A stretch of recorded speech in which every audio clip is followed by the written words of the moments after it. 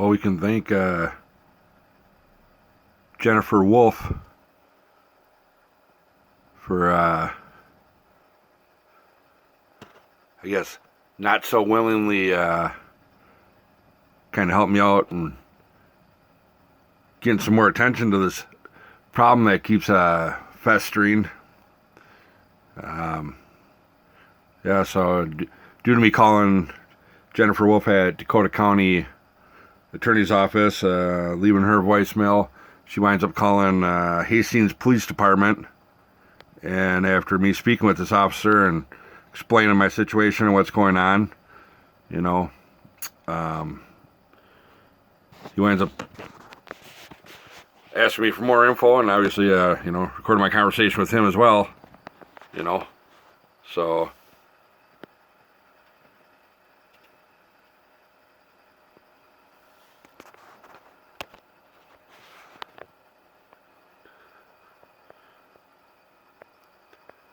Dakota County Child Protection, Dakota County Probation Officer Supervisor, his supervisor, you're talking Jim Scoville, Mark Mell, Terry Olson, Stacy Devitt, Paula Pletch, and Dakota County Attorney's Office, you know, Jennifer Wolf. Y'all, every one of you chose not to even deal with the situation or problem when it was brought to your attention. But instead of you guys accepting responsibility for your wrongdoing and not by doing your job proper, by the procedures that are put in place for you to do it by, instead, what do? You choose to not do your job. So not only do you endanger my minor child at the time, putting her under the same roof as a convicted child molester who molested his own child. Once it came to my attention and I was finally aware of it, which you guys intentionally hid from me, tried to file to get him on probation early once I brought it to your attention. You chose not to even address the situation, not even to deal with it, not even to do what was right. Like, instead you guys accepting your own responsibility. Like your own responsibility for your own actions. You chose just to blow it off, ignore me, and let shit fester and fester into more problems. Now I got court to go to again, now in Hastings, which they want to try and hit me with some contempt bullshit. And all this because Mark Mell, Jim Scoville, Terry Olson, Paula Pletch, Stacy Devitt, the show was brought to your attention and you did not want to look into it and do the right steps and be like, well, yep, definitely something was done wrong here. Let's deal with this. But instead, feed me a lie and then another lie and then another lie and then call this person. Oh, you got to call this person. And it was just run around bullshit games when you knew intentionally all along Terry Olson lying to the Burnsville Police Department on shit. There was never, ever, ever any fucking court order. Never, ever, ever did Jeff Wadney have ever had any permission to have you guys give him permission, let alone to be around my daughter, supervised or not supervised, just to be around her, period. Never, ever, ever, ever had a court order approving it or going against what the judge already previously ordered of no contact means no contact. A few months after the judge did that last order of no contact, you guys write a letter to the fucking judge asking for her to write it the way you wanted it worded, and she still did not do that. She still ordered it, no contact. No contact. Just accept responsibility. Do your job. Do what's right. Gee, you can't go and violate them now because you guys didn't do your job right, because you guys fucked it off and didn't care, because you guys don't care about anyone's kids. You don't have any concern whatsoever. Now, you cause more problems in my life. The stress, I mean, unbelievable for the past 2 years of dealing with this. Like, you treat me like I'm the criminal, like I'm the bad guy, like I'm out of control. And you pieces of shit put a child molester around my kid. You piece of shit allowed a child molester to live under the same roof as my kid. You fucking pieces of shit have put my child in danger, neglect, and you willingly did it, intentionally, knowing what that court order was. There was never ever any court order giving him any permission or to give you probation any permission. You tried to have it worded that way, and the judge still refused to write it like that. In the last order, motion to lift, not granted. Bottom line, he was only supposed to see his own kids supervised, and that was supposed to be set up through the mom and through a safety center. You chose not to do shit, but instead lie on police reports, make more problems for me because I got to keep pushing and pushing and pushing because I will not let it go. I will not let it go. This is my life. This is my kid. I have not seen my kid since she's been like 1.5. Filed papers so many times with the court. Now, one time did a court judge say ever in one of them fucking reports, hey, he's got court order rights to see his kid 2 hours every other weekend. You need to make the kid available. You have to bring the kid. You can't just not bring the kid. Nothing. Never ever told her. Never ever forced it. Never even brought it to her attention like you need to do what you need to do because there's a court order. Nope. Never ever said anything. Every time I filed and taken her back to try and get the courts to do their fucking job. Now, one time did a judge ever write in any of them orders after that point that I already had set up, court-ordered, supervised visitation 2 hours every other weekend.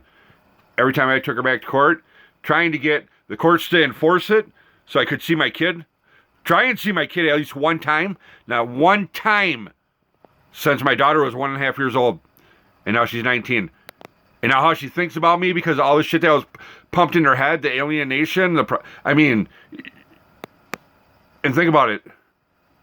How much of this could have been resolved and taken care of years and years and years ago. And still, yet again, here we are today, dragging it out longer and longer. Because now, we ain't anywhere near close to me even being able to see my kid for the first time after almost, 18 years? If you guys would have done your job, brought it out, brought the attention to, hey, this guy's a convicted child molester. He's not supposed to be around kids. This has got to be court ordered, and the father needs to be aware of it, and the father needs to be on board. And if he ain't, he objects to it, then that would have fucking changed every single thing significantly years ago. But intentionally, you guys hit it. You guys had my contact info. You knew who I was. Everything's always been through Dakota County.